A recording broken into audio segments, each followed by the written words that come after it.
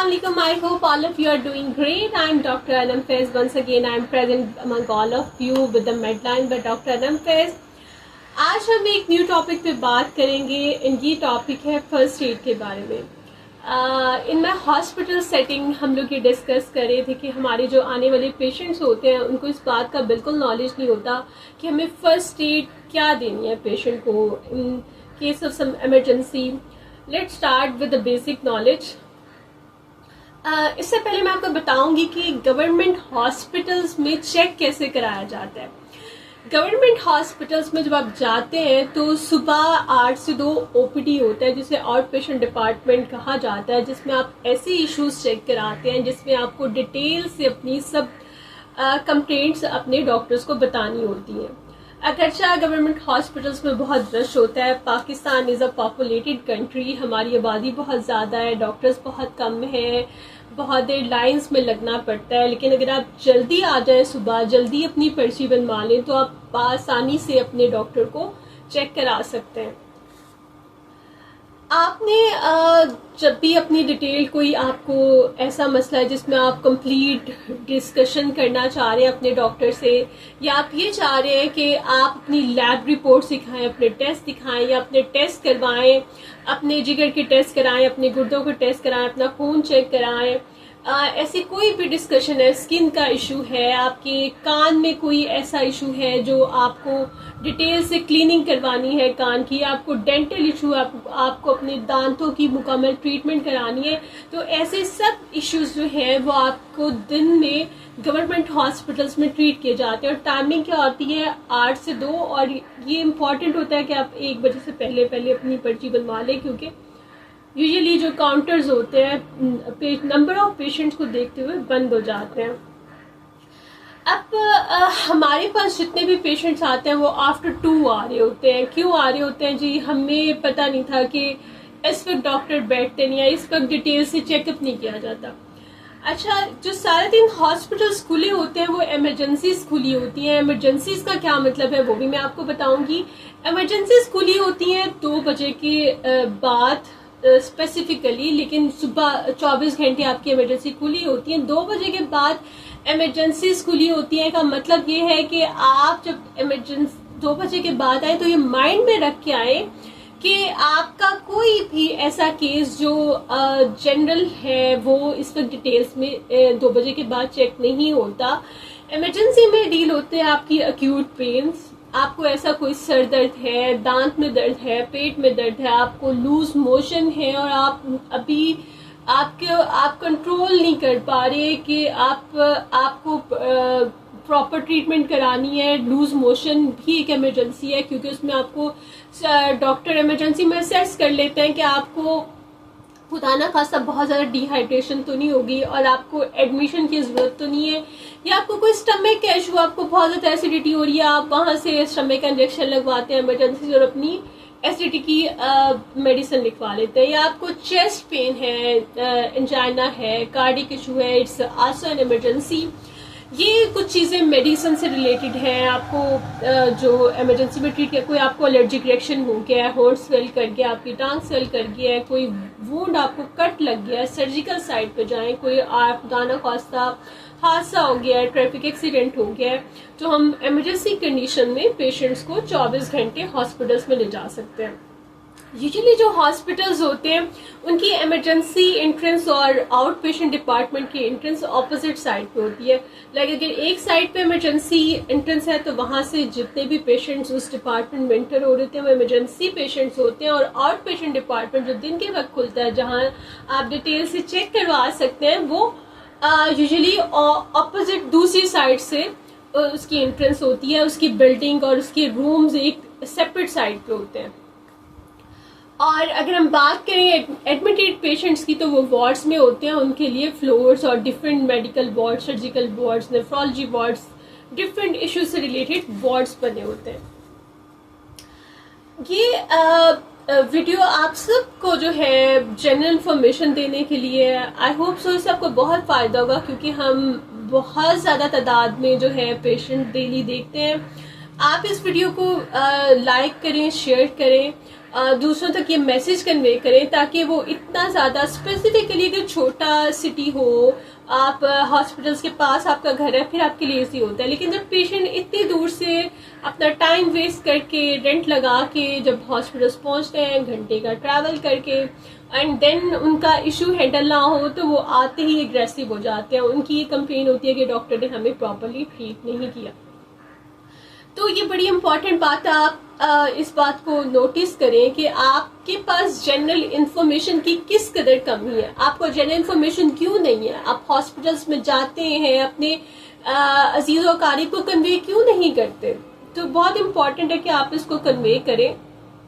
इस तरह की बहुत सारी इश्यूज होते हैं जो आपके इवन हेल्थ इश्यूज आपको हो जाते हैं, इवन वो तक आप अपने अजीज़ो कारिब में कन्वे नहीं करते कि ये बीमारी या ऐसी चीज़ हमें डॉक्टर ने बताई है कि ये ऐसे फैलती है और आप इससे यूँ बच सकते हैं। तो ये जो पॉजिटिव इन्फॉर्मेशन होती है वो हमेशा हमें शेयर करनी चाहिए, क्योंकि पॉजिटिव इन्फॉर्मेशन जब हम शेयर करते हैं तो इससे जो है ना सिर्फ आपको सवाब मिलता है, अल्लाह ताला इसके आपको जज़ाए खैर देते हैं, बल्कि आपके बहुत सारे प्रॉब्लम जब आप दूसरों के लिए अच्छा सोचते हैं तो हल हो जाते हैं। सो लेट्स हम अपने मेन टॉपिक की तरफ आते हैं, फर्स्ट एड। सबसे पहले फर्स्ट एड के लिए डिफरेंट हेल्थ इश्यूज हैं, डिफरेंट कंडीशंस हैं जिसमें आपको फर्स्ट एड देनी पड़ सकती है। जैसे कि अगर आप किसी रोड पे जा रहे हैं और आपको खुदा ना खासा कोई पेशेंट गिरा है और अरेस्ट में चला गया, आप उसकी पल्स चेक करें। पल्स जो है वो यहाँ पे चेक करते हैं, यहाँ पे अपनी 3 फिंगर्स रखते हैं। अगर आप यहाँ पे जोर से प्रेस करें तो यूजुअली आप खामोशी इख्तियार करें, आपको यहाँ पे पल्स बीट फील हो रही होती है। आप यहाँ पे भी हाथ रख के फील कर सकते हैं।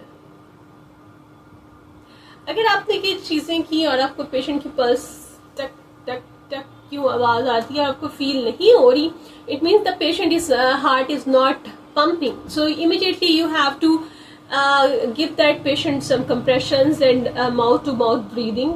You can use your hand if you are not in the safe condition to give mouth to mouth breathing. तो उसमें आपने अपना जो लेफ्ट हैंड होता है वो यूँ रखना होता है। मैं आपको खड़े होकर बता देती हूँ।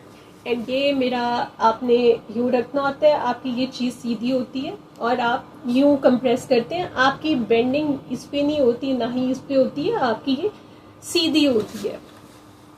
ठीक है, इस तरह से आप कंप्रेशन देते हैं। आपके बहुत सारी वीडियोस भी देखी होंगी, chest compression, mouth to mouth breathing. Sometime जब आप इमीडिएटली अपने किसी भी ऐसे इंसिडेंट में किसी इंसान की और फौरन से कंप्रेशन चेस्ट ब्रीदिंग देते हैं तो मोस्टली चांसेस होते हैं कि वो पेशेंट रिकवर कर जाए। फर्स्ट एड आपको देना आनी चाहिए कार्डियक अरेस्ट की कंडीशन में। अक्सर हॉस्पिटल्स में जो है जब आप जाते हैं तो समटाइम अगर पेशेंट को इमीडिएटली पहुंचा दिया जाए तो वो शॉक भी देते हैं ताकि पेशेंट को दोबारा से वापस लेके आया जा सके इन सच सिचुएशन। लेकिन बीइंग अ ह्यूमन बीइंग आपको फर्स्ट एड में चेस्ट कंप्रेशन और माउथ टू माउथ ब्रीदिंग के सीक्वेंस पता चाहिए। 3x2 यानी कि 30 कंप्रेशन देते हैं, 30x2 आप 30 कंप्रेशन देते हैं, 2 ब्रेथ्स देते हैं। समटाइम्स ये कहा जाता है कि आप जो चेस्ट कंप्रेशन हैं वो 30 सेकेंड में 50 चेस्ट कंप्रेशन दे दें, यानी कि 60 सेकेंड में आप 100 चेस्ट कंप्रेशन दे दें। अब नेक्स्ट हम बात करते हैं, आपको नॉर्मली पता होना चाहिए कि हम जब ब्रीदिंग करते हैं हमारा जो रेस्पिरेटरी रेट है उसका ब्रीदिंग 1 मिनट में नॉर्मली हम कितना ब्रीथ कर रहे होते हैं। अगर हम कभी फोकस करें या काउंट करें तो आपकी जब चेस्ट ऊपर नीचे मूव हो रही होती है तो ये ब्रीदिंग को शो करती है। आपकी 1 मिनट में 16 से 20 ब्रेथ्स पर मिनट का रेट चल रहा होता है। इस तरह अगर आप हार्ट बीट को काउंट करें तो अक्सर लोग कहते हैं कि हमारी हार्ट बीट तेज चल रही है। नॉर्मली जब आप अपनी हार्ट बीट काउंट करते हैं तो 1 मिनट में 72 पर मिनट होती है। 70 से 75 या 80 पर मिनट इज ओके। टैकीकार्डिया क्या होता है कि जब आपकी हार्ट की धड़कन बहुत तेज चल रही है, अगर 100 से ऊपर आपकी पल्स चल रही है और आप एंजाइटी में भी नहीं है, आप रनिंग करके भी नहीं आए, आप किसी स्ट्रेसफुल सिचुएशन में भी नहीं है, आप काम है सिटिंग कंडीशन में, येट स्टिल आपकी जो है वो पल्स रेट 100 से ऊपर जा रही है, इट मीन्स टैकीकार्डिया या पैल्पिटेशंस का इशू है और आपको अपने फिजिशियन या कार्डियोलॉजिस्ट से कंसल्ट करना चाहिए। इन दैट केस आपका फिजिशियन आपकी ईसीजी करके रिदम को चेक कर लेता है। अगर आपका दिल की धड़कन का पैटर्न रेगुलर है या इरेगुलर है, उसमें कोई पैथोलॉजीज चल रही हैं, ये तो आपकी हार्ट की कंडीशन होगी। उसके बाद आपको रेस्पिरेटरी रेट का, सांस का पता चल गया कि एक इंसान अगर 1 मिनट में नॉर्मली कितनी दफ़ा ब्रीथ करें, 16 से 20 दफ़ा। अगर उसका रेस्पिरेटरी रेट 20 से ऊपर जा रहा है, 25 जा रहा है, 30 जा रहा है, तो इट मीन्स उसको कोई सांस का इशू है। The breathing rate is faster. ये कुछ कंडीशंस आपको, अगर आप एक बॉडी लेटी हुई है, आपको पता नहीं चल रहा कि पल्स कैसे चेक करनी है, आप देखें कि चेस्ट ऊपर नीचे मूव कर रही है। अगर चेस्ट पेशेंट की मूव कर रही है, गौर से देखें, कमीज उठा के देखें, अगर कोई आदमी सड़क पे लेटा हुआ मिल रहा है, क्या उसकी चेस्ट, इट मीन्स उसकी अगर चेस्ट मूव कर रही है या एब्डोमिनल मूवमेंट आपको ऊपर नीचे नजर आ रही है, तो इट मीन्स ब्रीदिंग जो है वो नॉर्मल है। फिर हम बात, इट मीन्स कि जो इंसान आप देख रहे हैं जिसकी चेस्ट मूव कर रही है, वो सांस ले रहा है, वो जिंदा है, इस वक्त उसमें जान है। ये छोटी छोटी चीजें जो आपको आप किसी शॉप पे शॉपकीपर है, आप कोई इवन रिक्शा चला रहे हैं, आपको छोटी छोटी चीजें पता होनी चाहिए। आजकल जैसे आपको हेडेक की कंप्लेन हो रही है, आपका नौजिया है, आपको अजीब सी फीलिंग्स हो रही है, आपको पता नहीं चल रहा, ऐसे लोग स्पेशली जो बहुत स्वेटिंग वाली एरियाज में आजकल रह रहे हैं, उनको आप देखें कि पेशेंट को डिजीनेस हो रही है या हेडेक हो रहा है गर्मी से, तो वो अक्सर या तो मोटे कपड़े पहन रहे होते हैं और उसके साथ वो लोग बहुत ज़्यादा ऐसे इन्वायरमेंट में बैठते हैं जहाँ उन्हें गर्मियों के मौसम में बहुत स्वेटिंग होती है, और फिर वो शिकंजी यानी कि नींबू पानी, नमक जो आप मिक्स करके लेते हैं, नींबू पानी, नमक एंड शुगर, ग्लूकोज, ये इन चीज़ों का मिक्सचर जो है आपके इलेक्ट्रोलाइट जो स्वेटिंग से लॉस हो जाते हैं उन्हें पूरा करते हैं। आप ना ही ऐसी चीज़ें ले रहे होते हैं, पानी भी ज़्यादा नहीं पी रहे होते, और इसके साशे भी गर्मी में नहीं ले रहे होते, उससे आपकी बॉडी से बहुत ज़्यादा इलेक्ट्रोलाइट लूज होते हैं, उससे पेल्पिटेशंस भी हो जाती हैं, आपको हेडेक भी हो सकता है, डिजीनेस भी हो सकती है, आप फेंट भी हो सकते हैं, आपको नॉजिया और डिफरेंट फीलिंग्स भी आ सकती हैं। ये छोटी छोटी चीज़ें आपके घर में आपको नॉलेज में होनी चाहिए। इस वीडियो को बार बार देखें, उसको डिस्कस करें अपने कोलीग से, अपने फ्रेंड से डिस्कस करें क्या आपको इतनी जनरल इन्फॉर्मेशन है या नहीं। फिर हम बात करते हैं, एक पेशेंट है, उसको एंजाइना चेस्ट पेन का दर्द हुआ है, एंड वो आपको क्या करना चाहिए। सबसे पहले तो आपको पता होना चाहिए कि आपके फादर हैं, मदर हैं, अंकल हैं, आंटी हैं, आपके घर में कोई भी है, तो उनका ब्लड प्रेशर रेंज कितना चल रहा है। ब्लड प्रेशर रेंज अगर 170 है या 100 से कम जा रहा है, तो इन दैट केस एंजाइना के पेशेंट में टैबलेट एंजीसेट जो अक्सर लोग अपने उन्होंने पॉकेट्स में, जेब में या पर्स में रखी होती हैं, अपने बटवे के साथ, इवन उन्होंने अपनी स्पेसिफिक जगह पे वो टैबलेट रखी होती है कि कभी खुदा ना खासा में दर्द हो तो हम वो एंजाइना के लिए, दिल के दर्द के लिए वो टैबलेट ले लेंगे। तो उस केस में क्या होता है कि आपको वेरी केयरफुल रहना चाहिए, क्योंकि एंजीसेट एक ऐसी टैबलेट है जो नाइट्रेट्स क्लास से है, और ये आपका ब्लड प्रेशर बहुत लो कर सकती है। अगर आपका ब्लड प्रेशर 100 से नीचे जा रहा है और आपकी यही सीक्वेंस है, तो खुदारा बी केयरफुल, डोंट गिव एंजीसेट। आप फौरन से एक डिस्प्रीन 300 mg वो च्यू कर ले, लेकिन एंजीसेट उस कंडीशन में आपको नहीं लेनी। अच्छा, अगर आपका ब्लड प्रेशर 100 से ऊपर जाता है, 110 या 105, 105, 110, 120, तो उस केस में फिर आप एंजीसेट टैबलेट ले सकते हैं। अच्छा, कुछ पेशेंट क्या आते हैं कि डॉक्टर साहब हमें पता नहीं चलता कि ये मुझे घुटन हो रही है, चेस्ट में पेन है, या मुझे कोई चीज़ चुभ रही है, I am not able to differentiate कि ये दिल का दर्द है या फिर आपके मैदे का, स्टमक की वजह से इशू है। क्योंकि कुछ पेशेंट का होता है कि हम लोग डिफरेंट मेडिसिन ले रहे हैं, उस वजह से स्टमक कैश हुआ है, या उन्हें बाईपास हुआ होता है, हार्ट में स्टेंट्स डले होते हैं। इट्स वेरी ऑब्वियस कि आप इसको कंफ्यूज कर सकते हैं, आप डायग्नोज नहीं कर सकते। तो उस केस में आप एक टैबलेट होती है क्रैनफिट के नाम से, वो आप च्यू कर सकते हैं।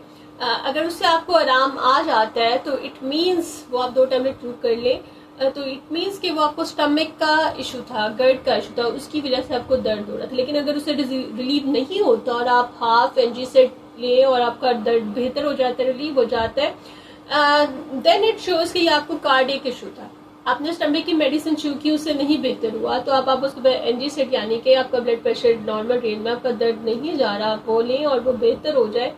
तो ये थोड़ा सा बता सकता है कि आपको ये दिल का दर्द है। इसके अलावा कुछ स्पेसिफिक चीज़ें होती हैं जो जैसे स्वेटिंग का होना, पेन का रेडिएट करना, और ये चीज़ें आपको हेल्प करती हैं डिफ्रेंशिएट करने में क्या ये दिल का दर्द है या फिर ये आपको स्टमक इशू की वजह से हो रहा है। फिर कुछ पेशेंट्स होते हैं, कहते हैं कि अक्सर हम मॉर्निंग वर्क स्टार्ट किया और हमें बहुत ज़्यादा स्वेटिंग कि रात में हम अचानक से वॉक करते हैं, बहुत ज़्यादा स्वेटिंग और फेंटिंग हुई है, हमारा ब्लड प्रेशर भी ठीक था, हमें खौफ है कि ये कोई दिल का दर्द तो नहीं है, तो उस कंडीशन में आपको और ऐसे पेशेंट जो ये कहते हैं कि हमें ऐसा हुआ है और हम लेकिन ट्रेडमिल पे हम 40 मिनट 50 मिनट वॉक कर लेते हैं, तो इस केस में ये इंडिकेट करता है कि अगर आप 40 मिनट्स तक ट्रेडमिल पे 30 से 40 मिनट वॉक करें और आपको कुछ नहीं हुआ, स्वेटिंग नहीं हुई, लेकिन ओकेजनली अगर ऐसा कभी हुआ है कि ट्रेडमिल के अलावा आपको स्वेटिंग हुई है, तो दैट कैन बी हाइपोग्लाइसीमिया और some other issue, it is not related to cardiac condition.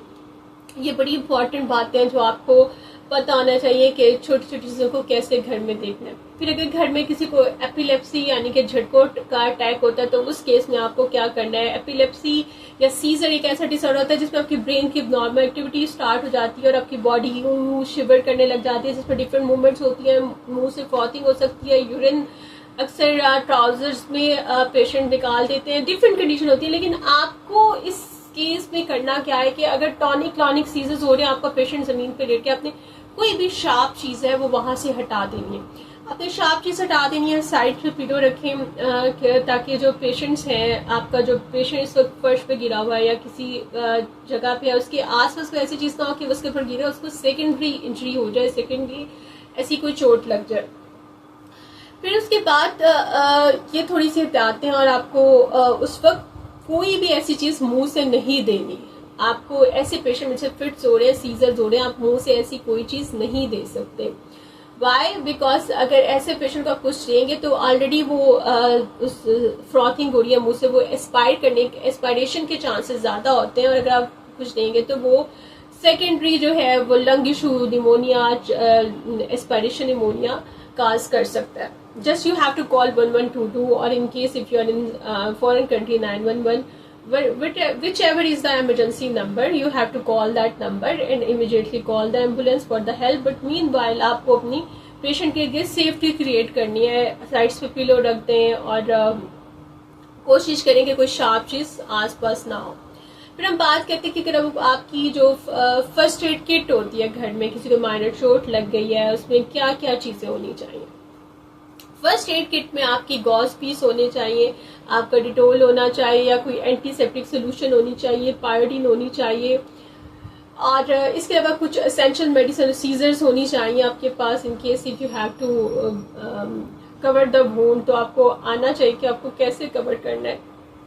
फिर एक होता है कि अगर ज्यादा थोड़ा कट है तो आप कवर कर देते हैं। डिफरेंट टाइप्स ऑफ आपके सनी प्लास आते हैं जिसमें आपने हार्ड वाले भी होते हैं, सॉफ्ट वाले भी होते हैं। अगर आपका कोई पाम पे इंजरी है तो वो बहुत मुश्किल हो जाता है, उसके लिए स्टेरी स्ट्रिप्स होती हैं, वो आप लगा सकते हैं, हार्ड वाले सनी प्लास लगा सकते हैं, क्योंकि ये वाला एरिया होता है वर्किंग एरिया, तो इसमें आप अगर कोई भी चीज़ बांधे तो ये खुल जाता है। इसमें मोस्टली अगर आपको यहाँ पे कट है तो आपको स्टिचेस लगवाने पड़ते हैं, लेकिन दैट केस आपको एट अ स्पॉट उसकी प्रेशर बैंडेज करने आनी चाहिए।